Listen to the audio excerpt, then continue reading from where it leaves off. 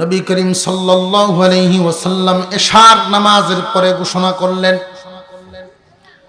বেলাল, ফজরের আজান তুমি দিও না, ফজরের আজান তুমি দিও না। এই ফজরের আজান দেওয়ার জন্য নতুন একজন মুয়াজ্জিন তোমরা ঠিক করো। সকলের পরামর্শক্রমে একজনকে দায়িত্ব দিয়ে দাও, সে যেন ফজরের আজান দেয়।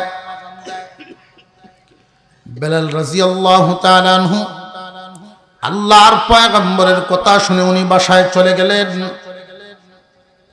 যায় নামাজ বিছায়া সারা রাত বসিয়া বসিয়া কানলেন, আয় আল্লাহ, আমার 3টা দোষে চাকরি গেল। দৈনিক 5 বার আমি গোলাম তোমারে ডাকতাম।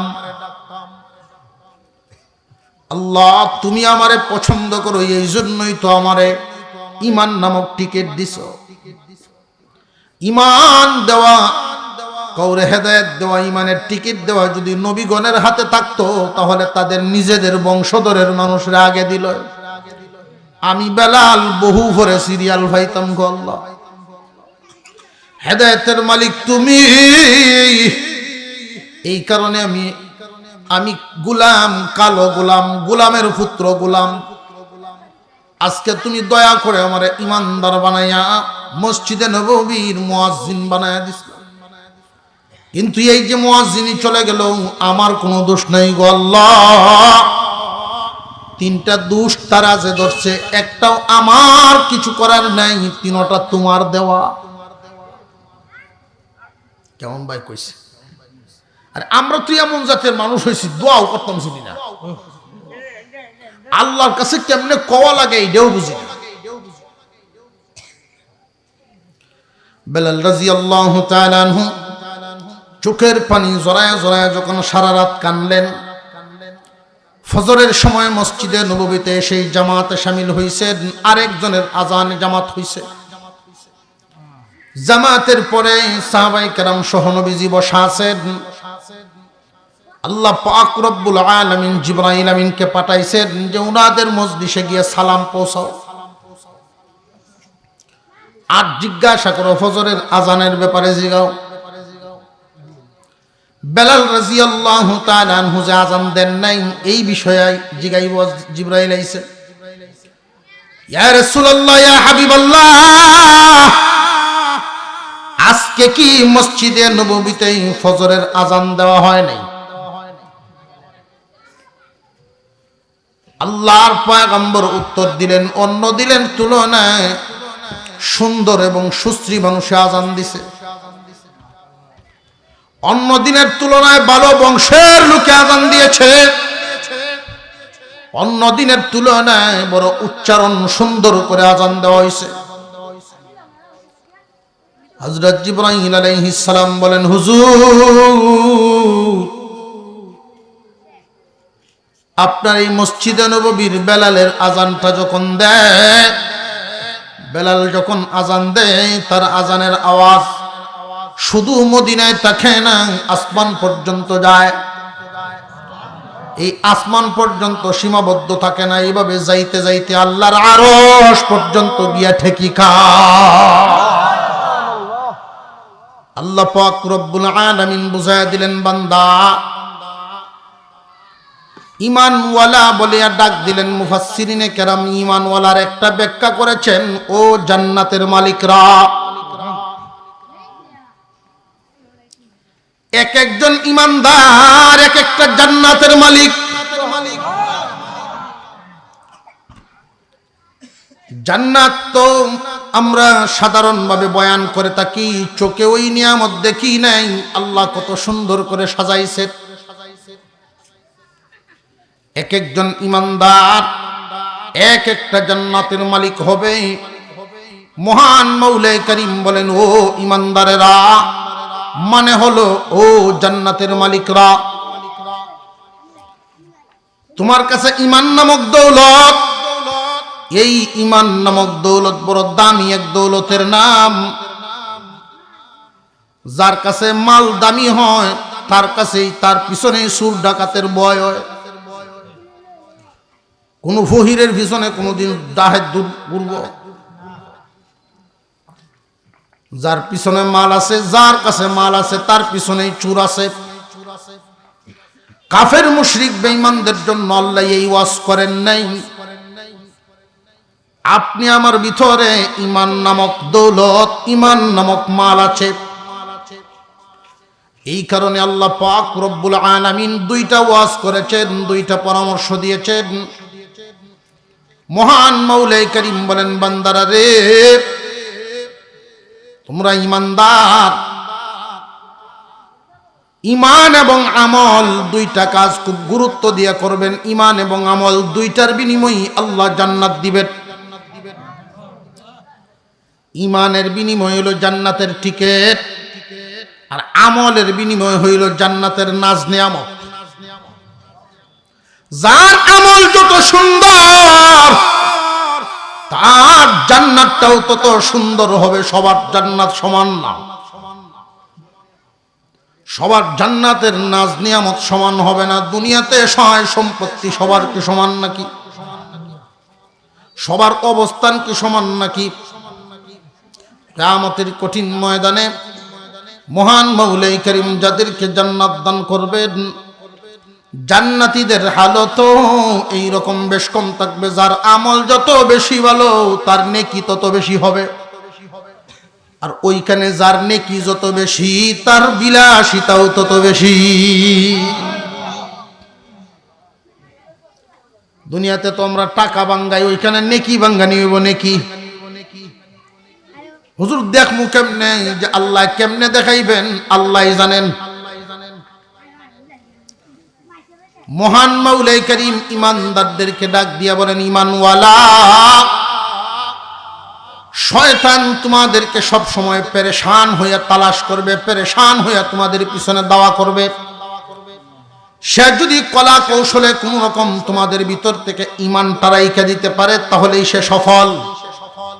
খুব সাবধান, ঈমান হারা যদি হইয়া যাও, সারা জিন্দেগি ভর রুকু সেজদা দিলেও কোনো কাজ হবে না, ইবাদত করলেও তো কোনো কাজ হবে না। এই জন্য ঈমানের জিম্মাদারি, ঈমানের হেফাজত খুব মনোযোগের সাথে করবা। আল্লাহ পাক রব্বুল আলামিন আমাদেরকে এমন দুইটা পরামর্শ দিয়েছেন। 18 বাড়ি বাজার থেকে ফাট বেচছে, মনে করেন 1 লাখ, দান বেচছে আরো 1 লাখ, 2 লাখ টাকা হলো এবারের উদ্দেশ্যে রওনা দিছে। যেই মানুষটা 2 লক্ষ টাকা নিয়ে রওনা দিছে বাড়ির উদ্দেশ্যে, ওই মানুষটি যার তার সাথী হইতে পারবো? সাবধানতার দরকার আছে না নাই? বাপ বুড়া মানুষ বাজারও যে বয়াসিন, বাপে ডাক্কে নিয়ে কয়, পুত্রে এই টাকা লইয়া যার তার সাথে যাইস না, আর একলাও যাইও না। কিছু নিশানা দিছেন যে এমন এমন লোক পাইলে এরার সাথে যাইও। এরার সাথে যখন যাইবা, তখন নিরাপদে বাড়ি গিয়া পৌঁছবা, টাকা হেফাজত থাকবো, কোনো ক্ষতি হইতো না। মহান আল্লাহ পাক রব্বুল আলামিন আমাদেরকে পরামর্শ দিলেন, আদেশ দিলেন, ঈমান নামক দৌলত নিয়ে যদি কবর পর্যন্ত যাইতে চাও, 2টা পরামর্শ গ্রহণ করো, নইলে শয়তান তোমার পিছনে লাগা আছে, কোন সময় কারিয়া নিয়ে যায় বলতে পারবা না। 1 নাম্বার সবক, আল্লাহ পাক রব্বুল আলামিন বলেন, ইত্তাকুল্লাহ, আল্লাহকে ভয় করো, আল্লাহকে ভয় করো। নবী করিম সাল্লাল্লাহু আলাইহি ওয়াসাল্লাম উনি যখন মদিনায় আছেন, ওনার কুরআনুল কারীম, ওনার তিলাওয়াত শোনার জন্য চতুর্দিক থেকে মানুষ আসে।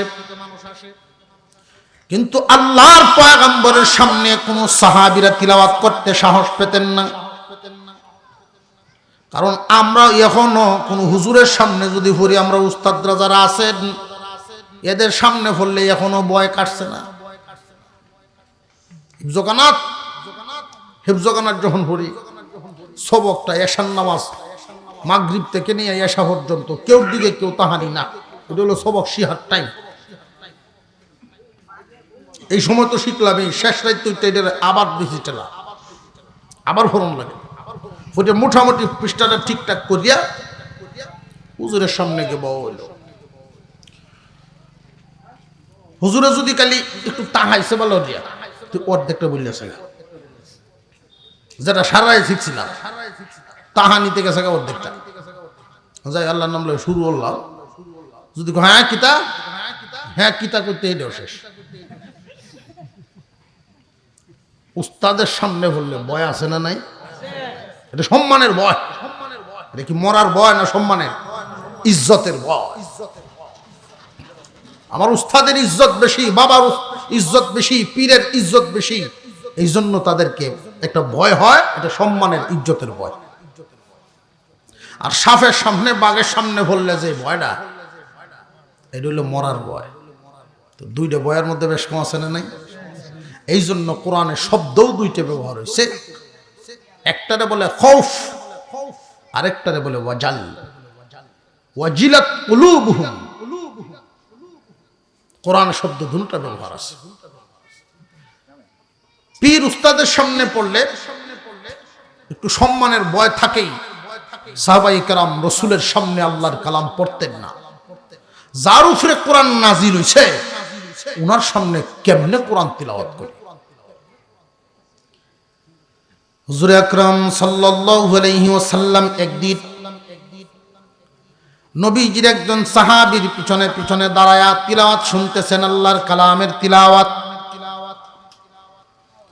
এই সাহাবী উবাই ইবনে কাব রাদিয়াল্লাহু তাআলা আনহু, উবাই ইবনে কাব রাদিয়াল্লাহু তাআলা আনহু তিলাওয়াত করতেছেন, বিশ্ব নবী পিছনে দাঁড়ায়া শুনতেছেন, উনি টের পাইছেন না। যেই মাত্র বুঝতে পারছেন যে পিছনে কেউ দাঁড়ায় আছেন, এমনি তাকাইছেন, তাকায়া দেখেন বিশ্ব নবী রাহমাতুল লিল আলামিন এমনি তিলাওয়াত বন্ধ করে দিয়েছেন। আল্লাহর পয়গম্বর বলেন, উবাই তিলাওয়াত করো, আল্লাহ আমাকে হুকুম দিয়েছেন কালামের তিলাওয়াত শোনার জন্য। শুধু আমি পড়ব তা না, আল্লাহর কালামের তিলাওয়াত শোনার জন্য আল্লাহ আমাকে হুকুম দিয়েছেন। উবাই ইবনে কাব রাদিয়াল্লাহু তাআলা আনহু বলেন, হুজুর আল্লাহ যদি হুকুম দিয়া থাকেন তাহলে আবু বকর, ওমর, উসমান, আলী তারা আছেন, এরা তিলাওয়াত শুনেন, তারার মুখের তিলাওয়াত শুনেন। ওমরের তো সাহস আছে, আর আবু বকর তো আপনার বন্ধু,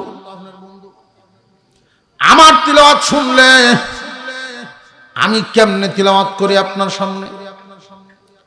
হুজুর সাল্লাল্লাহু আলাইহি ওয়াসাল্লাম বলেন, উবাই আল্লাহ বলেছেন তোমার তিলাওয়াত শোনার জন্য, আল্লাহ বলেছেন তোমার তিলাওয়াত শোনার জন্য। আর একটু আস্তে কোন সুবহানাল্লাহ। ইয়া রাসূলুল্লাহ, আল্লাহ কি আমার নাম উল্লেখ করে বলছেন নাকি?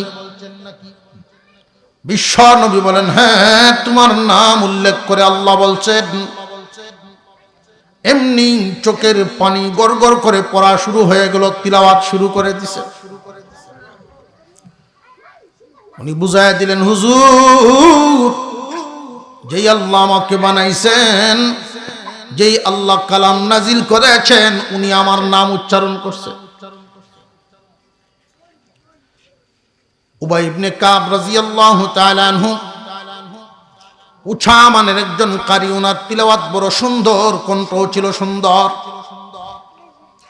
উনার কাছে জিজ্ঞাসা করা হলো, আপনি বলেন যে আল্লাহকে ভয় করা হয় কেমনে? এই পৃথিবীর জমিনে আমরা চলতে গেলে আল্লাহকে ভয় করব কেমনে? আল্লাহ রাব্বুল আলামিন যে আমাদেরকে সবক দিলেন, ইত্তাকুল্লাহ, আল্লাহকে ভয় করিয়া চলো। আল্লাহকে ভয় করা কেমনে করা লাগে এটা একটু শিখায়া দেন। উবাই ইবনে কাব রাদিয়াল্লাহু তাআলা আনহু বলেন, এই পৃথিবীর জমিনে যদি একটা রাস্তা থাকে কোনো এক জায়গায়, কোনো এক এলাকায়, যেই রাস্তাটা খুব চিকন হবে, দুনো সাইডে দিয়ে কাটার গাছ হবে, দুনু সাইডে দিয়ে কাটার গাছ, রাস্তাটা বড় চিকন। এমন রাস্তা দিয়া ইচ্ছা মতো হাঁটা যাইব না, সাবধানে আড়ন লাগবে। কথা বুঝতেছে? ইচ্ছা মতো হাঁটা যাবে না, কাপড় ছিঁড়বে, নইলে গায়ে লাগবো। ঠিক তেমনি ভাবে আল্লাহ পাক রব্বুল আলামিন তামাম দুনিয়াটা গুনার মজা দিয়া বরিয়া রাখছেন। খুব সাবধানে কদম বাড়ানো লাগে। গুনাহ নামক কাটা চতুর্দিকে ফিটিং করা আছে। খুব সাবধানে কদম বাড়ানো লাগে, গুনাহ থেকে যেন বাঁচতে পারি। চোখের গুনাহ আছে সবচেয়ে মারাত্মক, চোখের গুনাহটা সবচেয়ে মারাত্মক। এমনকি এই চোখের গুনার কারণে চোখ হেফাজত যদি কেউ করতে না পারে, আল্লাহ না করুক, এই চোখের গুনায় তারা এমন বড় এক গুনাহ করায় দিতে পারে, ঈমান লইয়া টানাটানি। চোখের গুনাহ থেকে বাঁচতে হবে। চোখের গুনাহ থেকে একটা মানুষ যদি বাঁচিয়া যান, তাহলে বেশিরভাগ গুনাহ থেকেই তার বাঁচা হয়ে যায়। বর্তমান সময়ের যে সমস্ত গুনাহ আমাদের চতুর্দিকে সয়লাভ হইতেছে, যুব সমাজ নষ্ট হইতেছে চোখের গুনায়। যুব সমাজকে ধরছে প্রথমে চোখে, এরপরে যায় মগজে, তারপরে যায় কলবে, এরপরে দেহে। খুব সাবধান। আল্লাহ পাক রব্বুল আলামিন কুরআনুল কারীমের এক আয়াতের মধ্যে বলেন, কুল্লিল মুমিনিনা ইয়াগুদ্দুনা মিন আবসারিহিম। প্রত্যেক মুমিনকে নবীজি বলে দেন তারা যেন তাদের চক্ষু হেফাজত করে। কোরআনের আইন, কোরআনের কথা, তোমরা তোমাদের চক্ষু হেফাজত করো, বহুত গুনাহ থেকে আল্লাহ তোমাদেরকে বাঁচায়া দিবে। চোখের দৃষ্টিকে হেফাজত করা, গুনাহ থেকে বাঁচার জন্য এই পৃথিবীর জমিনে চতুর্দিকে তাকাইবেন, দেখবেন গুনাহ কাটা, গুনার কাটা, গুনার কাটা আছে না নাই? উবাই ইবনে কাব রাদিয়াল্লাহু তাআলা আনহু বলেন, ওই চিকন রাস্তা, কাটাযুক্ত রাস্তা দিয়ে যেইভাবে সাবধানে চলা লাগে, এই দুনিয়ার জমিনে একজন মুমিন এইভাবে চিন্তা ভাবনা করিয়া জীবন যাপন করাই হলো আল্লাহর ভয়। আল্লাহর ভয়টা আবার সবাই সমান করতে পারে না। আল্লাহকে ভয় করার ক্ষেত্রে কি সবাই সমান পারে না? বেশ কম আছে। আল্লাহকে ভয় করার ক্ষেত্রে দেখবেন অনেক বেশ কম, অনেক বেশ কম। যে যত বেশি আল্লাহকে ভয় করবে, আল্লাহ তার মর্যাদা তত বাড়াইবে। হিসাব মিলাই একভাবে, আল্লাহ হিসাব মিলান আর একভাবে। আমরা হিসাব মিলাই একভাবে, কিন্তু আল্লাহর ফয়সালা হইল আরেকভাবে। মদিনার মসজিদে নবীজির কাছে নালিশ আইছে, নালিশ। সাহাবায়ে কেরাম কয়েকজন মিললে একসাথে আইছে, হুজুর কি আমি ওয়াজ করে দিকে গেলে চা আমারে দিবাই, এরা সবাই রেডি হয়, বিশেষ করে মেহমানরা আছে না, রেডি হয়। একটু হাত দিলাম আরে, আলহামদুলিল্লাহ। মসজিদে নববীর সামনে সাহাবীরা আয়েশা নবীজির কাছে বলতেছেন, হুজুর ইহুদিরা আমাদেরকে নিয়ে সমালোচনা করে। কিসের সমালোচনা? যে ইসলাম ধর্মে এমন একজন মুয়াজ্জিন দে আযান দেওয়া, যেই মুয়াজ্জিন তুতলা, বংশবালা না, দেখতেও সুন্দর না। তুতলা, বংশবালা না, দেখতে তিনটে দোষ। দোষ কয়টা? দশটায় তিনটে দোষ। দশটা দেখতে সুন্দর হওয়া দরকার, জবানটা সুস্পষ্ট হওয়া দরকার, আর ভালো একটা বংশওয়ালা দরকার, যেহেতু নবীর মসজিদের মুয়াজ্জিন হবে। নবীজির কাছে প্রস্তাব জানানো হলো, সাহাবায়ে কেরাম বয়ে বয়ে আইছে। আর তারারও যে ইচ্ছা, এই কথা তারা বলেন না, তারা শুধু মদিনার খবর ডায়া পৌঁছাইছেন, হুজুর এই সমালোচনা চলতেছে। একদিন গেল, 2 দিন গেল, আরেক দিন আয়া বলতেছে যে বেলাল আজান দেয়, এই বিষয়টা নিয়ে সমালোচনা হয়। বালা বংশের সম্মানী মানুষ হইতো, সুন্দর হইতো, কণ্ঠ ভালো হইতো, সুস্পষ্ট জবান দিয়ে আজান দিত। আসলে বেলাল রাদিয়াল্লাহু আনহুর যে জবান, তুতলার কথা যে কইছে, এটা আসলে উনি তুতলা ছিলেন না। কিছু কিছু এলাকা আছে দেখবেন, কিছু অক্ষর উচ্চারণ করতে পারে না, কিছু হরফ, কিছু অক্ষর উচ্চারণ করতে পারে না। যেমন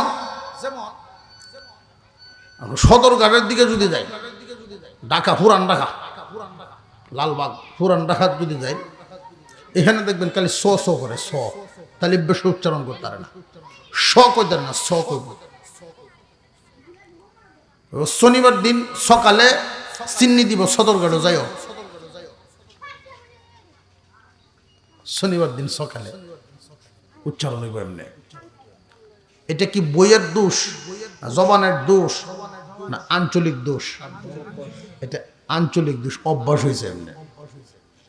বেলাল রাদিয়াল্লাহু আনহু যে এলাকার মানুষ, ওই এলাকায় শব্দটাকে এইভাবে উচ্চারণ করতেন। এই জন্য আশহাদু আন্না মুহাম্মাদার রাসূলুল্লাহর জায়গায় আশহাদু আন্না পড়তেন। আর এটারে তারা তুতলা করতেন। নবী করিম সাল্লাল্লাহু আলাইহি ওয়াসাল্লাম এশার নামাজের পরে ঘোষণা করলেন, বেলাল, ফজরের আজান তুমি দিও না, ফজরের আজান তুমি দিও না।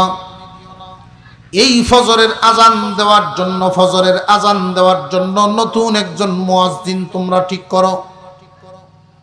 সকলের পরামর্শক্রমে একজনকে দায়িত্ব দিয়ে দাও, সে যেন ফজরের আজান দেয়। বেলাল রাদিয়াল্লাহু তাআলা আনহু আল্লাহর পয়গম্বরের কথা শুনে উনি বাসায় চলে গেলেন। যায় নামাজ বিছায়া সারা রাত বসিয়া বসিয়া কানলেন, আয় আল্লাহ, আমার 3টা দোষে চাকরি গেল। দৈনিক 5 বার আমি গোলাম তোমারে ডাকতাম।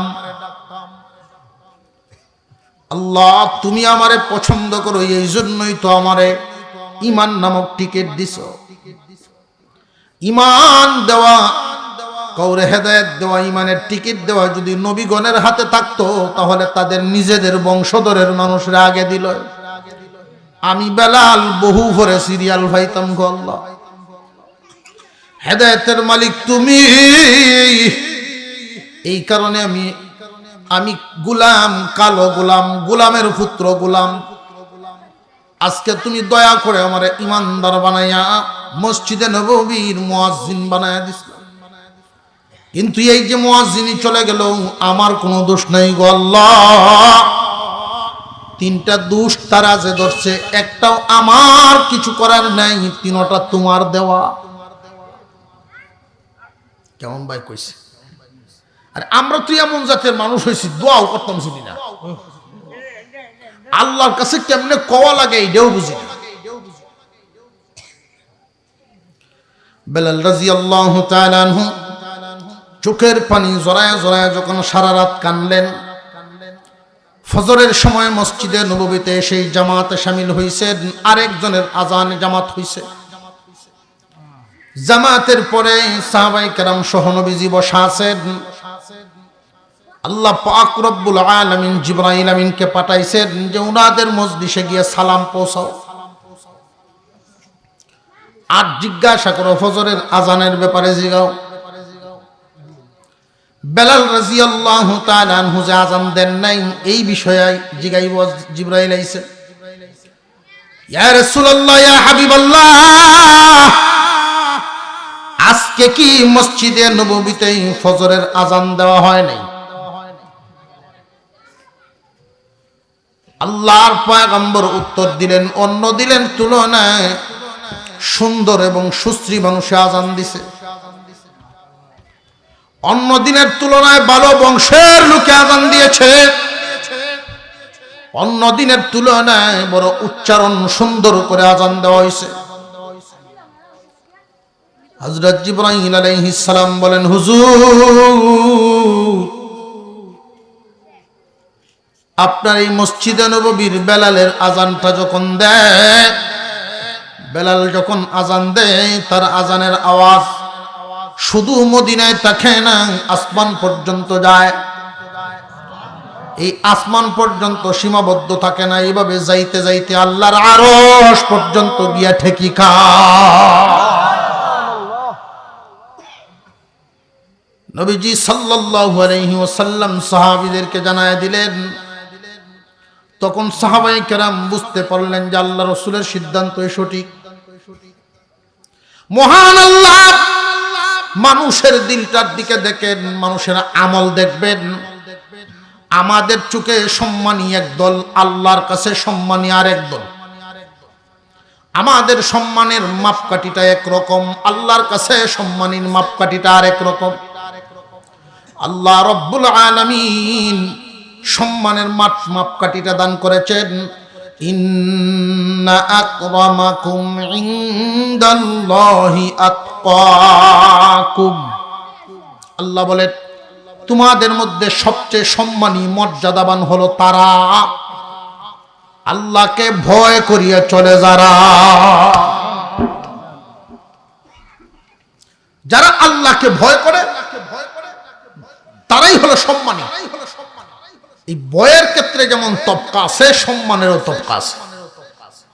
যার আমল যত ভালো তার সম্মান তত বেশি। কথা বুঝাইতেছে? আর আমরা বর্তমান সময়ে যত আমলওয়ালা লোক তারে ধরে খালি মসজিদ হন নাই, সমাজের কোনো কাজকাম এত তেমন প্রভাবও নাই, সম্মানও এত না। সামনে হলে একটা সালাম আলী ত্রিহি দেয়। তো আল্লাহর কাছে লোকটা সম্মান আছে না নাই? আর একটু জোরে কর, আল্লাহর কাছে সম্মান আছে। আমি শর্ট কথায় বুঝাইলাম প্রথম সবকটা। আমার তিলাওয়াতকৃত আয়াতে আল্লাহ সবক দিয়েছেন কয়টা কইছিলাম? আরো জোরে কর। এই দুটা সবক মুখস্থ করে বাড়িতে নিতে হইব, বাড়িতে নিয়ে বিবিরে শোনাইতে হইব। দুইজনের মধ্যে যখন এই দুই সবকের আলোচনা করবেন তখন আপনার ভিতর আরো মজবুত করে বইব। যে কোনো একটা বিষয় তাকরার বলে, তাকরার হইলে বারবার পড়া হইলে এটা অন্তরে বসিয়া যায়। আমরা ওয়াজ শুনি ঠিক, এই ওয়াজ বাড়ি পর্যন্ত নেই না, আরেকজনকে শোনাই না। এখানে যারা আছেন আলহামদুলিল্লাহ, সকলেও যদি 5 ওয়াক্ত নামাজ নাও পড়েন অন্তত অর্ধেক মানুষ হইলেও পড়েন, এটা আমার আত্মবিশ্বাস। আপনারা ইসলামের প্রতি মহব্বত, ইমানের প্রতি, ইমান আমলের প্রতি মহব্বত আছে, বসছেন। তো ওয়াজ মাহফিল তো আমাদের এই পরিমাণ লোকের জন্যই যথেষ্ট না, আরো লোক সমাজ আছে না নাই? আমাদের ওয়াজের মূল উদ্দেশ্য হলো এই লোকটি, হেইটির আইনের সামনে বইতাম, তার খান পর্যন্ত আমাদের কথাগুলো পৌঁছাইতাম। আপনার তো আলহামদুলিল্লাহ জুমার দিন হইলেও ইমামের মুখ থেকে, খতিবের জবান থেকে 2-4 কথা শুনতে পারে। তো যে সমস্ত লোকেরা এই ওয়াজের দ্বারেরা, ওই লোকগুলোর কান পর্যন্ত আমাদের এই কথাগুলো পৌঁছায় দেওয়া।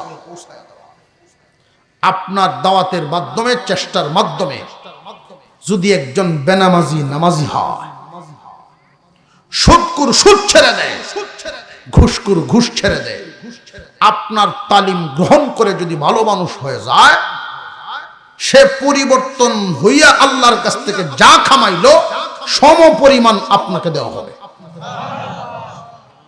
এটা আল্লাহর পক্ষ থেকে, তারটা কমায় না। মানুষকে দাওয়াতের কাজটা করার দরকার আছে না নাই? আর এই দাওয়াতের কাজটা সবচেয়ে নিকটের মানুষ যারা বেশি, তাদেরকে বেশি দেওয়া। 1 নম্বর সবক ইত্তাকুল্লাহ, আল্লাহকে ভয় করো। আল্লাহকে ভয় করার একটা পদ্ধতি আছে। পদ্ধতি আমরা এখানে যারা আছি বা মাইকের আওয়াজ যে পর্যন্ত দূরে যায়, যদি জিজ্ঞাসা করি আল্লাহকে কে কে ভয় করেন, অবশ্যই সবাই স্বীকার করবেন যে আল্লাহকে আমরা ভয় করি। তো আসলে কি যেই পরিমাণ ভয় করার কথা এই পরিমাণ ভয় ভিতরে আসেনি? আল্লাহর ভয়ে ঝর্ণার পানি যে পড়ে, আল্লাহর ভয়ে পাথর কেঁদে যায়, আল্লাহর ভয়ে পাথর কেঁদে ওঠে, পাথরের কান্নায় ঝর্ণা প্রবাহিত হয়। কেন? আল্লাহ কোরআনে বলছেন জাহান্নামের ইন্ধন হবে জিন, ইনসান আর পাথর। এই পাথর জাহান্নামের আগুনের ডরে কান্দে আর এটা ঝর্ণায় পরিণত হয়েছে। ও মানুষ, আল্লাহর ভয় তোমার ভিতরে নেই। আল্লাহর নাম যে শুধু রহমান রহিম এটা ভাবিও না, তিনি কিন্তু কাহারও, তিনি কিন্তু কাহার নাম রূপ ধারণ করবেন। কারোর প্রতি কোনো দয়া মায়া থাকবে না, খুব সাবধান। যার কর্ম যেমন তার ফলও হবে তেমন, যার কর্ম হবে যেমন তার ফলও হবে তেমন। খুব সাবধান। আল্লাহর ভয় ভিতরে আনার দরকার আছে না নাই? কার কার আছে একটু দেখতাম ইসলাম। নারায়ে তাকবীর। আপনার নারায়ে তাকবীরে যে আল্লাহু আকবার শব্দটা হইছে আর একটু জোরে, ইলেকশনের মতো হইতো। নারায়ে তাকবীর। মোটামুটি আলহামদুলিল্লাহ। আল্লাহর বেশা আমরা মোবাইল তো থাকবোই, থাকবোই স্বাভাবিক, ফোন টোন তো আসতেই পারে, বন্ধ রাখাটা ভালো, বলে ডিস্টার্ব হয়। আল্লাহর বয়ানতে চান তো দৈনিক 5 থেকে 10 মিনিট, দৈনিক এই 24 ঘন্টার ভিতরে 5 থেকে 10 মিনিটের একটা সবক দিব। এই সবকটা মনে রাখতে হবে। ঘুমের আগে হোক, আসরের পরে হোক বা মাগরিবের পরে হোক, ঘুমের আগে হোক বা ফজরের পরে হোক, যখন ইচ্ছা তখন, যখন ইচ্ছা তখনই আপনি কিছু সময় মৃত্যুর মুরাকাবা করবেন। এই পৃথিবীর জমিনটা একদিন ছাড়তে হবে, এমন দিন আমাদের সামনে আছে না নাই? আপনি জিন্দা আছেন কিন্তু মুর্দা সেজে যাবেন বৈশা যখন এই হালতের মধ্যে বসবেন যায় নামাজে, যে কোনো এক ওয়াক্ত নামাজের পরে সামান্য একটু সময় বসবেন যায় নামাজে, 5টা মিনিট বইয়া ভাববেন, মনে করেন আপনি নাই। ওই যে মাইকে এলান হইতেছে, এই এলান প্রত্যেকের নামই রইব, ঠিক না বে ঠিক? চতুর্দিকে এলান হবে, মাইক এই দিক দিয়ে দাও, ওই দিক দিয়ে দাও, 3, 4টা 5টা, আমি বড় হুজুর আমার জন্য 5টা মাইক। চেয়ারম্যান বললে কমপক্ষে ইউনিয়ন বা আশপাশের আরো ইউনিয়ন, আরেকজন মুরব্বী বললে মিনিমাম 1-2টা মাইক। এই যে প্রচার প্রসার হয়নি না, হয় না? মৃত্যুর মুরাকাবা করবেন, খুব ভালো করে বুঝবেন, কথাটা খেয়াল রাখবেন। আল্লাহর ভয় আমাদের ভিতরে কেন আসে না? কারণটা কি? কারণটা কি যে আমরা সেই সবক মোতাবেক চলি না। ওয়াজ মাহফিলে ওয়াজ শুনলাম, বাড়িতে চলে গেলাম, এই সবকটা নিয়ে কাজে লাগাই না। মৃত্যুর মুরাকাবা করবেন, মরণের কথা স্মরণ করবেন দৈনিক, যে কোনো এক ওয়াক্ত নামাজের পরে 5 মিনিট 7 মিনিট। কি ভাববেন? বৈশা বৈশা ভাববেন। যা ঘটে সাধারণত আমরা যা দেখি তা তো আপনার সাথেও ঘটবে। হঠাৎ করে অমুক মারা যাবে, মাইকে এলান হবে, মসজিদের পালকি 2-3 জনে এসে দৌড়ে নিও আপনার বাড়ি। মসজিদের পালকি ঘরের সামনে হাজির, আত্মীয় স্বজন চতুর্দিক থেকে মানুষ ভাঙ্গি আসতে, আপনার বাড়ি ভরে যাবে মানুষের। সন্তানরা আব্বা আব্বা করে চিল্লায় কাঁদতে থাকবে। এতিম বানায়া কত মানুষ দুনিয়া থেকে বিদায় হয়নি না, হয় না? সব মানুষ কি বুড়া হয়েই মরে না, জওয়ানরাও মরে? এই মুরাকাবা করতে থাকবেন যে আমার সব ফালায়া রাইকা এই সুখের সংসার, স্বপ্নে গোড়া বাড়ি ঘর সব ছাড়িয়া তখন আমার হালত হবে কি, আত্মীয় স্বজন চতুর্দিক থেকে আসবে আমাকে চিরদিনের জন্য বিদায় দিতে। যে আত্মীয়রা বন্ধুরা আমার বাড়িতে আসলে আমি পেরেশান হয়ে যাই, এক গ্লাস পানি একটু আপ্যায়ন কেমনে করা যায়। কিন্তু এই মানুষটি যেদিন আসবে চিরবিদায় দেওয়ার জন্য, তখন আমার লাশটা কাঠের উপরে পড়ে থাকবে, মাথার নিচে বালিশটা পর্যন্ত থাকতো না। এই দৃশ্যগুলো যখন ভাবতে থাকবেন 5 থেকে 10 মিনিট, এটা একদিন না প্রতিদিন প্রতিদিন ভাবতে থাকবেন। ভাবতে ভাবতে এক সময় মৃত্যুর কথা স্মরণ হবে। আর মৃত্যুর কথার সাথে আল্লাহর ভয়ের বিরাট একটা সম্পর্ক। এইভাবে আপনার ভিতরে আল্লাহর ভয় চলে আসবে। যার ভিতরে এই কথাগুলো উদয় হইতে থাকে, সে সুদ ছেড়ে দিবে, জিনা ছেড়ে দেবে, ব্যভিচার ছেড়ে দিবে, যে আমি তো মরণের পথের যাত্রী। আল্লাহর ভয় সহজে মানুষের ভিতরে ঢুকানো যায়। এই হলো আমল, মনে থাকবে ইনশাআল্লাহ। এটা ওই সময় আমি গুনাহগারের কথা স্মরণ করবেন, পারলে আমার জন্য একটু দোয়া করবেন। রব্বুল আলামিন যেন কিয়ামতের কঠিন ময়দানে গুনাহগার বলিয়া ডাক না দেন, গুনাহগার বলিয়া যেন ডাক না দেন। অনেক মানুষ এমন হতে পারে আমার কথা শুনে আমল করে উনি আমার আগে চলে গেল। কত বদনসিব হয়ে যাবে হাসরের মাঠে। আল্লাহ পাক রব্বুল আলামিন ওই দিন যেন ডাক না দেন, ওয়ামতাজুল ইয়াউমা আইয়ুহাল মুজরিমুন, এই গুনাহগারের দল আলাদা হয়ে যাও। আল্লাহ যদি ওই দিন গুনাহগার বলিয়া ডাক মারে, তখন অবস্থাটা কি হইব? এই জন্য আল্লাহর কাছে আমি সব সময় দোয়া করি, আপনারাও দোয়া করবেন, আল্লাহ যেন এই দুনিয়ার জমিন থেকে নিষ্পাপ মাসুম বানায় কাফনের কাপড় পরায়। আল্লাহর ভয় ভিতরে রাখবেন, এটা 1 নাম্বার সবক ঈমানওয়ালার জন্য। ঈমানওয়ালার জন্য এটা 1 নাম্বার সবক, মৃত্যুর ভয় রাখা। গুনার কাজ কম কম করো, গুনার কাজের দ্বারে কাছে না যাওয়া। আল্লাহর ভয় যখন ভিতরে আসবে, তখন গুনার কাজ আর হবে না। বিশেষ করে যত গুনাহ আছে, গুনাহ কয়টার নাম লইমু? একটার নামই কইয়া দিলাম, চোখের গুনাহ থেকে নিজেদেরকে বাঁচানো। মনে থাকবে তো ইনশাআল্লাহ? চক্ষু হেফাজত করা, দেখবেন বহু গুনাহ থেকে নিজে বেঁচে গেছে। 1 নম্বরে আল্লাহর ভয়, ইত্তাকুল্লাহ। 2 নম্বরে ওয়াকুনু মা'আস সাদিকিন, আল্লাহ ওয়ালাদের সাথী হয়ে যাও। 1 নম্বর সবক, তুমি আল্লাহকে ভয় করো। 2 নম্বর, যারা আল্লাহকে ভয় করে তাদের সাথী হও। এই জন্যই বলছিলাম, আল্লাহকে ভয় করার ক্ষেত্রে আমাদের অবস্থান কিন্তু সবার সমান নয়।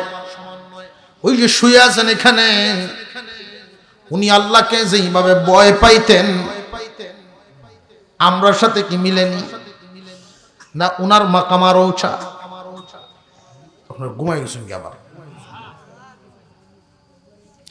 সাউন্ডের অবস্থাটা এটা একটু টানতেছে, কাসেটটার ভলিউমটা কম। সবসময় জেনে রাখবেন ভাই, যিনি আলোচনা করেন তার কানে যেন আওয়াজটা আসে। কারণ এটা আমার কানে, আমার মর্জি মাফিক আওয়াজ আসার আগ পর্যন্ত আমি ভলিউম করলে আমার ডাবার এতে তার। এই জন্য আমাকে হেল্প করার জন্য আপনার পাওয়ার। সুবহানাল্লাহি ওয়া বিহামদিহি সুবহানাল্লাহিল আযীম। ঠিক আছে, চলে মোটামুটি। 2 নম্বর সবক, ওয়াকুনু মা'আস সাদিকিন, যারা আল্লাহকে ভয় করে, আল্লাহ ওয়ালা, এদের সাথী হও। ওই যে বলছিলাম, মালওয়ালা লোক টাকা পয়সা লইয়া বাজার থেকে বাড়ি থাইবা, বালা মানুষের সাথে যাইও। বুঝাইছিলাম নি প্রথমে? মুরব্বীরা এই কথাই কয়ে দেব, বালা মানুষের সাথে যাইও, তাহলে সুদ ডাকাতের ভয় নাই। বান্দা তোমার কাছে ঈমান নামক দৌলত আছে, ঈমান নামক দৌলত। এই ঈমান নামক দামি দৌলতটুকু যদি শয়তানে চেষ্টা করিয়া নিয়ে যাইতে পারে, তুমি ব্যর্থ, সে হইব সফল। এই জন্য আল্লাহ পাক রব্বুল আলামিন পরামর্শ দিলেন, ১ নম্বরে আল্লাহকে ভয় করো, ২ নম্বরে যারা আল্লাহকে ভয় করে অর্থাৎ আল্লাহর ওলিগণ, আল্লাহ ওয়ালাগণের সাথী তুমি হইয়া যাও, তাদের সাথে সম্পর্ক করাইয়া দাও। যদি এদের সাথে তুমি সাথী হইতে পারো, আল্লাহ পাক রব্বুল আলামিন তাদের উসিলায় তোমার ঈমান হেফাজতের ব্যবস্থা করবে। আল্লাহ ওয়ালাদের সাথী হইলে ঈমানের জোর কমে না বাড়ে? এই দুনিয়ার রেওয়াজ নীতি লক্ষ্য করে দেখবেন, ভালো একজন গিরস যদি কেউ হইতে চায় তাহলে আরেক গিরসের পরামর্শ লাগে, আরেকজনের কাছ থেকে শিক্ষাই তো ভালো গিরস হইব, ভালো হইতে পারবো।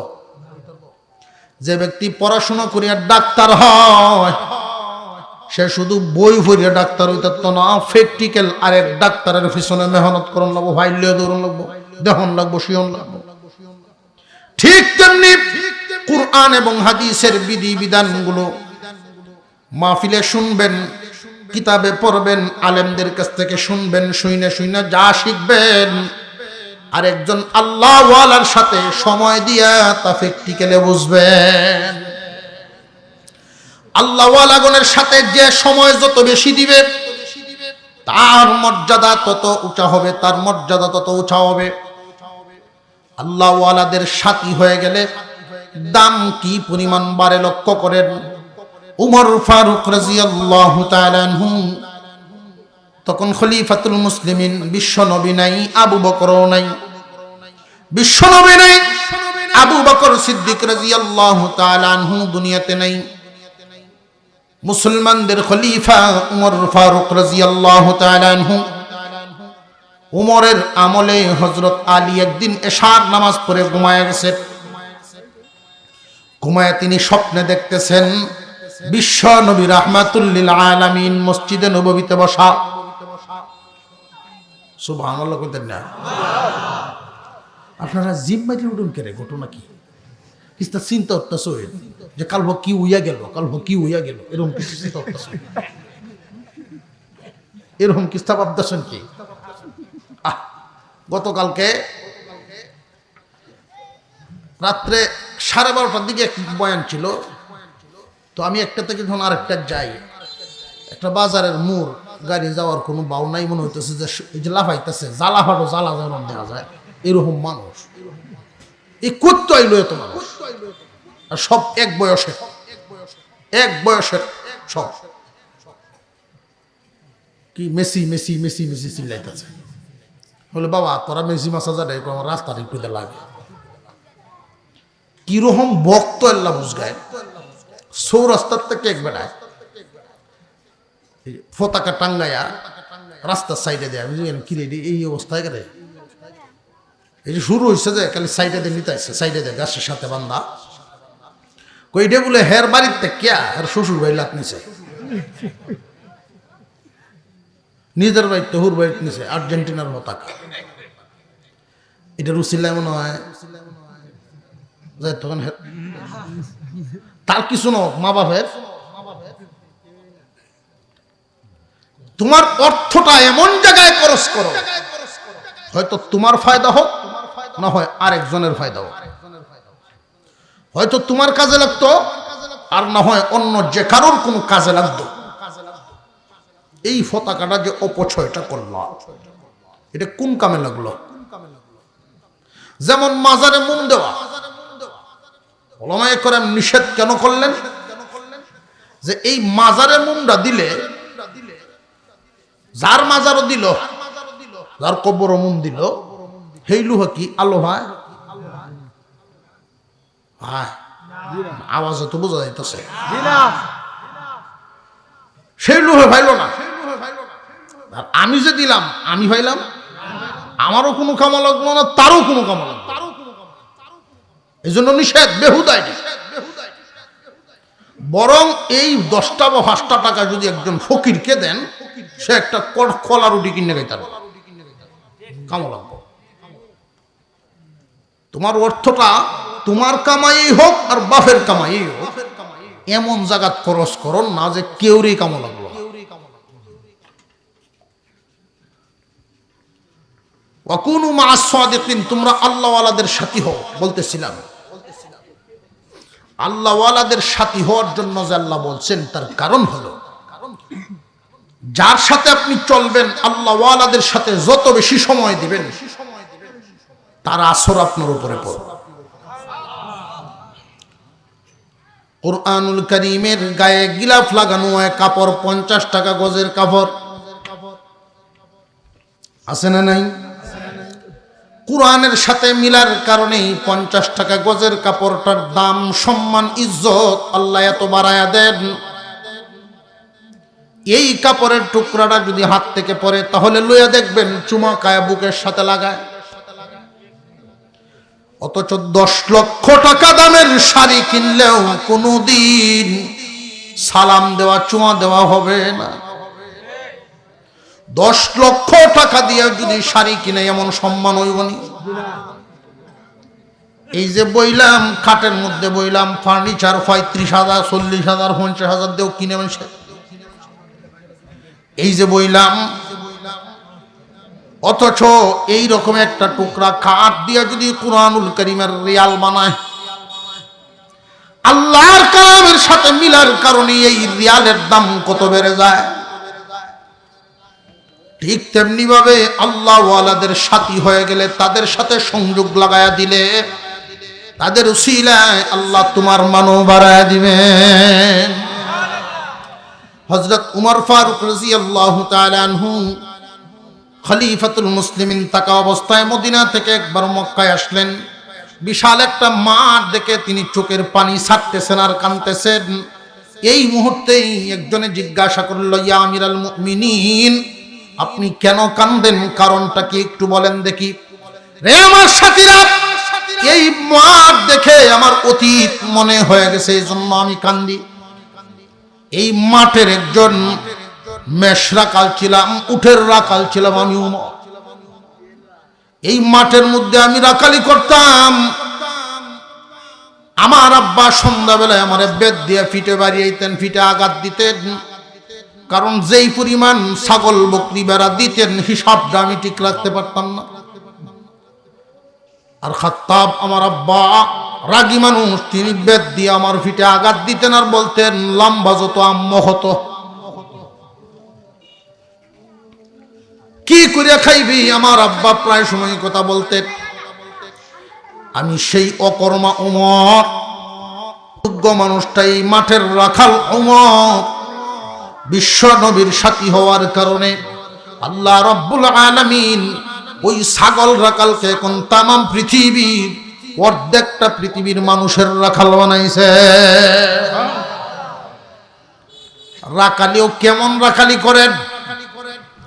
মানুষের রাখাল যে উনি ছিলেন, আমাদের সোনালী যুগ ইতিহাস, আমাদের প্রতিনিধি যারা ছিলেন উনাদের অবস্থা কেমন ছিল চিন্তা করেন। একটা ঘটনা শুধু শোনায় আলোচনা শেষ। নবীজি দুনিয়া থেকে ওফাত হয়ে গেছেন, আবু বকর সিদ্দিক রাদিয়াল্লাহু আনহু বিদায়। এই উমরের আমলেই আলী রাদিয়াল্লাহু আনহু স্বপ্নে দেখেন বিশ্ব নবীর পিছনে ফজরের নামাজ পড়তেছেন, স্বপ্নে দেখতেছেন। নামাজ শেষ হয়ে গেছে, মসজিদে নববীর সামনেই একজন মহিলা এসে ডাকতেছেন, তোমরা কারা গো? একজন আসো, আমার নতুন গাছের খেজুর নিয়ে আসছি, এই পাত্রটা নিয়ে বিশ্ব নবীর হাতে উঠায়া দাও। উনি নিজেও যেন খান, সাথীদেরকেও যেন খাইতে দেন। একজন সাহাবী গিয়া পাত্রটা এনে নবীজির হাতে দিলেন। আল্লাহর পয়গম্বর পাত্রটা হাতে নিলেন, নিজের মুখে খেজুর দিলেন, সাথীদেরকেও দেওয়া শুরু করে দিলেন। কেউরে 5টা দেন, কেউরে 4টে দেন, কেউরে 6টা দেন। আলী যখন হাত বানাইলেন, হযরত আলীর হাতে একটা খেজুর দিলেন। এই খেজুরটা স্বপ্নযোগে মুখে দিছেন। কোনো বর্ণনায় বিসি পর্যন্ত উনি পাইছে, কোনো বর্ণনায় বিসি না, কিন্তু খেজুর খাওয়ার দিব্যি মজা লাগিয়ে রয়েছে। ঘুম থেকে উঠার পরেও খেজুর খাওয়ার মজা লাগে রয়েছে, স্বপ্নে দেখাইছিল। মসজিদে নববীতে আজানের আওয়াজ আইসা গেছে, আসসালাতু খায়রুম মিনান নাওম, আসসালাতু খায়রুম মিনান নাওম। দৌড় দিলেন মসজিদে জামাতে শামিল হওয়ার জন্য। কি স্বপ্ন দেখলাম, কি স্বপ্ন দেখলাম, এই যে একটা কল্পনা ঘোষণা। কারণ সাহাবীরা নবীজিকে ভালোবাসতেন নিজের জীবনের চাইতেও বেশি। স্বপ্নে দেখছেন তিনি, এরপরেও গিয়ে জামাতে যখন শামিল হইলেন, গিয়া দেখেন জামাতের ইমামতি করেন খলিফাতুল মুসলিমিন ওমর। ওমরের পিছনে নামাজ আদায় করলেন। যেই মাত্র নামাজের সালাম ফিরালেন, এমনি শোনা যায় মসজিদে নববীর সামনের থেকে একজন মহিলায় ডাকতেছেন, তোমরা কারা গো, এখানে কে আছো? আমার পাত্রটা নিয়ে দাও, আমার নতুন গাছের খেজুর নিয়ে আইছি, আমিরুল মুমিনিনের হাতে উঠায়া দাও। উনি নিজে যেন কান, ওনার সাথীদেরকেও খাইতে দেয়।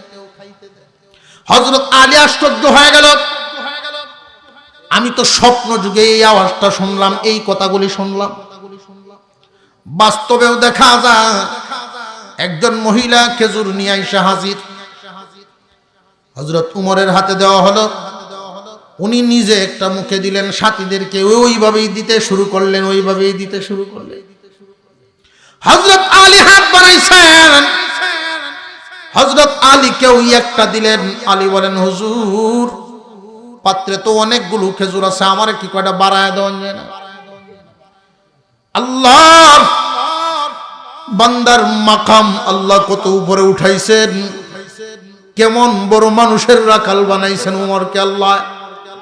হযরত উমর জবাব দেন, আলী তোমারে যে আমি একটা দিলাম, কারণ কি জানো নি? স্বপ্ন যুগে পয়গম্বর তোমারে একটার বেশি দেন নাই। হযরত আলী আশ্চর্য হয়ে গেছে, কেমন রাখাল পাইছি রে আমরা। তার এরিয়ার কোন মানুষটা কি স্বপ্নে দেখে এইটার কবর আল্লাহ ওনার কাছে রাখছে। কলব জাগ্রত হয়ে গিয়েছিল, এমন প্রতিনিধি ছিলেন আমাদের। আল্লাহ পাক রব্বুল আলামিন এত দামি বানাইছেন, দামি মানুষের সাথী হওয়ার কারণে, বিশ্ব নবীর সহবত পাওয়ার কারণে দাম বেড়ে গেছে।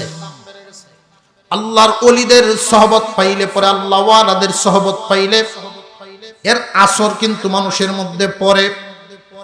আল্লাহর ওলিদের সাথে বেনামাজি যদি হক্কানি পীর মাশায়েখের হাতে মুরিদ হয়, হক্কানি পীর মাশায়েখের হাতে যদি মুরিদ হয়, বেনামাজি নামাজি হয়, সুদকুরু সুদ চারিয়া দেয়, ঘুষকুরু ঘুষ চারিয়া দেয়, মা বাবার অবাধ্য সন্তান মা বাবার বাধ্য হয়, বেহালাল পথে চলনেওয়ালা লোকটা হালাল পথে আসে, নামাজি সুন্নত তরিকা উঠতে বাধ্য।